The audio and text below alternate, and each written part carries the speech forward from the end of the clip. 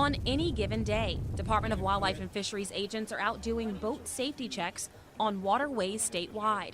But when Memorial Day hits, the number of checks spikes. Although we have wonderful fishing and boating opportunities year-round in this area, a lot of people generally start or get much more frequent with their boating activity in the late spring and early summer. Sergeant Tim Fox says the checks are pretty simple. They're just making sure that boaters are in compliance with the state's safety requirements. Making sure that they have wearable life jackets for all persons on board, making sure that they have fire extinguishers, and different items that in the event of a boating emergency would help them survive or reduce the risk of injury. When it comes to life jackets, Fox wants to remind people that you have to have a life jacket or personal flotation device on board for each of your passengers.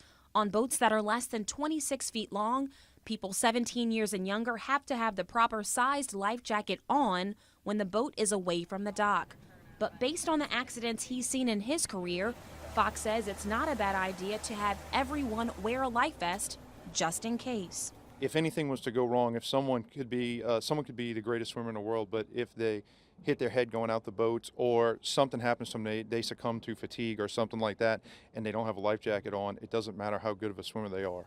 And on a busy weekend like Memorial Day, Fox says they'll be on the lookout for people who are behind the wheel while under the influence. Operating a boat is already tougher in some instances than driving a car because of the fact that you're on the water, and there's several different factors that make it a more stressful, physically stressful activity. If they end up actually being intoxicated, it makes for a much more dangerous scenario on the waters. We mentioned some of the things you have to have aboard your vessel before you get on waterways statewide.